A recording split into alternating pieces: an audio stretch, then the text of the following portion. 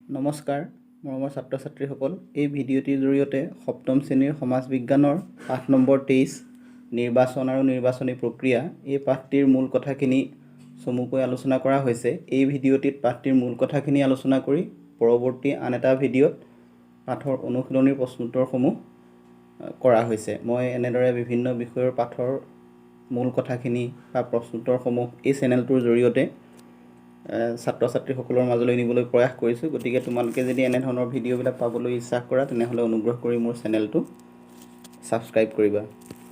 নিৰ্বাচন আৰু নিৰ্বাচনী প্ৰক্ৰিয়া। নিৰ্বাচন মানেনো কি? নিৰ্বাচন এই শব্দটো আমি প্ৰায় শুনিয়ে থাকোঁ। ইয়াক ইংৰাজীত ইলেকশ্যন বুলি কোৱা হয় আৰু নিৰ্বাচনৰ পৰিৱৰ্তে ইলেকশ্যন শব্দটোহে আমাৰ মাজত বেছি জনপ্ৰিয়। গতিকে ইলেকশ্যনৰ কথা তোমালোকে শুনিছা। নিৰ্বাচন হ'ল যে গণতান্ত্ৰিক শাসন ব্যৱস্থাত ভোটাৰসকলে নিৰ্দিষ্ট সময়ৰ মূৰে মূৰে সাংবিধানিক পদ্ধতিৰে তেওঁলোকৰ মাজৰ পৰা প্ৰতিনিধি বাছি পঠিয়ায় আৰু এই প্ৰক্ৰিয়াটোকে নিৰ্বাচন বুলি কোৱা হয়। অৱশ্যে সকলো লোকে এই নিৰ্বাচনত ভোটদান কৰিব নোৱাৰে বা অংশগ্ৰহণো কৰিব নোৱাৰে। ইয়াৰো কিছুমান নিয়ম আছে।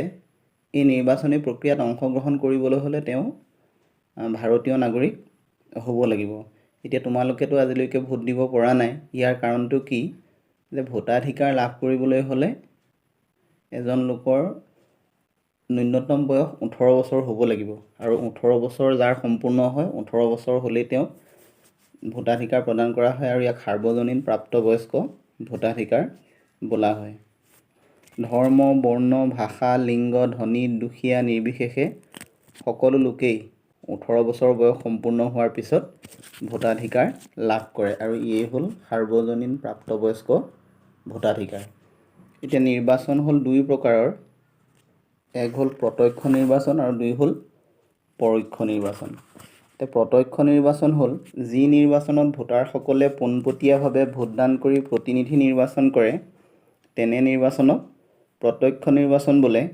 এই নিৰ্বাচনত ভোটাৰসকল ব্যক্তিগতভাৱে ভোটকেন্দ্ৰলৈ যায় আৰু ভোটকেন্দ্ৰত তেওঁলোকে বিভিন্ন প্ৰাৰ্থীৰ মাজৰ পৰা নিজৰ পচন্দৰ প্ৰাৰ্থীক ভোট দি নিৰ্বাচিত কৰি লয়।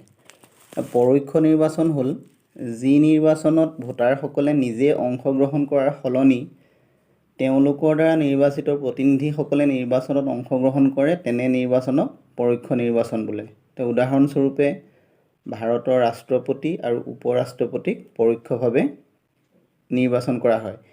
এই নিৰ্বাচনত জনসাধাৰণে প্ৰত্যক্ষ নিৰ্বাচনৰ জৰিয়তে নিৰ্বাচিত কৰি পঠিওৱা সাংসদ আৰু বিধায়কসকলে অংশগ্ৰহণ কৰে।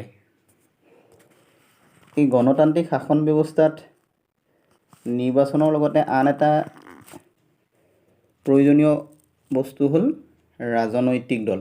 ৰাজনৈতিক দল অবিহনেও নিৰ্বাচন অনুষ্ঠিত কৰিবলৈ অসুবিধা। ৰাজনৈতিক দলসমূহ এটা নিৰ্দিষ্ট আদৰ্শৰ ভিত্তিত গঢ়ি উঠে আৰু তেওঁলোকৰ দলে নিৰ্দিষ্ট কিছুমান ব্যক্তিক নিৰ্বাচনত অংশগ্ৰহণ কৰিবৰ কাৰণে প্ৰাৰ্থিত্ব প্ৰদান কৰে আৰু তেওঁলোকৰ সপক্ষে বা বিপক্ষে আমি গৈ ভোটদান কৰোঁ। গণতন্ত্ৰৰ এক অন্যতম অংগ হ'ল ৰাজনৈতিক দল। প্ৰতিনিধিত্বমূলক গণতান্ত্ৰিক শাসন ব্যৱস্থাত ৰাজনৈতিক দলে গুৰুত্বপূৰ্ণ ভূমিকা অংশগ্ৰহণ কৰি আছে।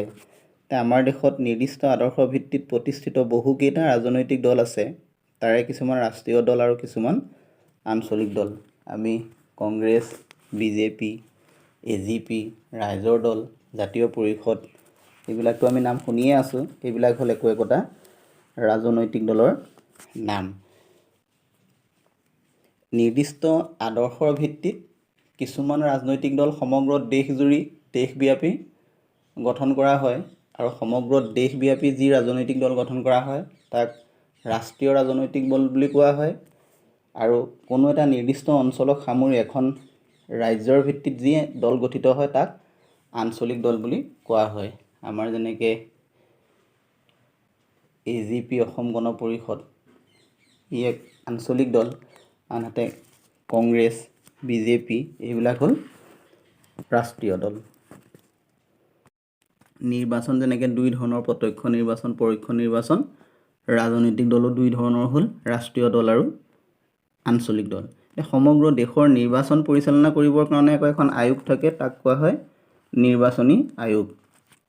এতিয়া নিৰ্বাচনত সংখ্যাগৰিষ্ঠ আসন লাভ কৰি চৰকাৰ গঠন কৰা দলক শাসক দল আৰু বাকী দলবোৰক বিৰোধী দল বুলি কোৱা হয়। এতিয়া অসম বিধানসভাৰ সদস্যৰ সংখ্যা হ'ল 126 গৰাকী।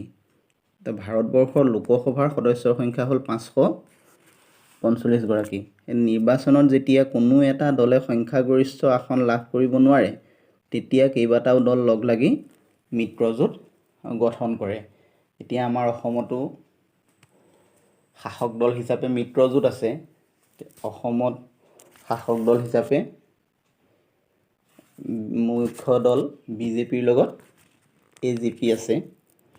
লগতে বড়োলেণ্ডৰ UPPL বুলি এটা দলো বিজেপি AJPৰ মিত্ৰজোঁটৰ সৈতে অংশগ্ৰহণ কৰি আছে। এতিয়া চৰকাৰৰ কাৰ্যকাল সম্পূৰ্ণ হোৱাৰ আগতে বিশেষ কাৰণত চৰকাৰ ভংগ হৈ পুনৰ নিৰ্বাচন হ'লে তেনে নিৰ্বাচনক মধ্যকালীন নিৰ্বাচন বোলে। আৰু তাৰ উপৰি কিবা কাৰণত কোনো এজন সদস্যৰ যদি আকস্মিক মৃত্যু হয় বা কোনো সদস্যই যদি নিজৰ সদস্য পদ ত্যাগ কৰে নাইবা আন দায়িত্ব লৈ পদত্যাগ কৰি গুচি যায়, তেনেহ'লে সেই আসনখনৰ কাৰণে পুনৰ নিৰ্বাচন অনুষ্ঠিত কৰা হয় আৰু তাকে উপ নিৰ্বাচন বুলি কোৱা হয়। আৰু নিৰ্বাচনত যি দলে সংখ্যাগৰিষ্ঠ আসন লাভ নকৰে, অৰ্থাৎ যি দলে চৰকাৰ গঠন কৰিব নোৱাৰে, তেওঁলোকে বিৰোধী দল হিচাপে কাৰ্যনিৰ্বাহ কৰে। ধৰি লোৱা হ'ল অসমত কংগ্ৰেছ চৰকাৰ গঠন কৰিব পৰা নাই, AIDF বুলি এটা দল আছে, তেওঁলোকে চৰকাৰ গঠন কৰিব পৰা নাই। ৰাইজৰ দল বুলি এটা দল আছে, তেওঁলোকে চৰকাৰ গঠন কৰিব পৰা নাই। কিন্তু অসমত চৰকাৰ গঠন কৰিছে BJP, AJP আৰু UPPL। এতিয়া অসমত BJP, AJP আৰু UPPL হ'ব শাসক পক্ষ, শাসকীয় দল, আনহাতে কংগ্ৰেছ, AIDF এয়া হ'ল বিৰোধী দল। আৰু এই বিৰোধী দলসমূহে যদি চৰকাৰে কিবা বেয়া কাম কৰে, জনসাধাৰণৰ কিবা বেয়া হোৱা কাম কৰে, গতিকে সেই দুখ ত্ৰুটিবোৰ তেতিয়া বিৰোধী দলসমূহে আঙুলিয়াই দি চৰকাৰক সংশোধন ঘটাবৰ কাৰণে দাবী কৰিব পাৰে। গণতান্ত্ৰিক শাসন ব্যৱস্থাত শাসক দল আৰু বিৰোধী দল এই দুয়োটাৰে গুৰুত্বপূৰ্ণ স্থান আছে। তো মৰমৰ ছাত্ৰ ছাত্ৰীসকল, এই পাঠটিৰ চমুকৈ মূল কথাখিনি এই ভিডিঅ'টিৰ জৰিয়তে আলোচনা কৰিলোঁ। প্ৰশ্নোত্তৰসমূহ মই আন এটা ভিডিঅ'ত কৰিছোঁ, গতিকে অনুগ্ৰহ কৰি মোৰ চেনেলটো ছাবস্ক্ৰাইব কৰিবা যদি প্ৰয়োজন হয় বুলি ভাবা। ধন্যবাদ।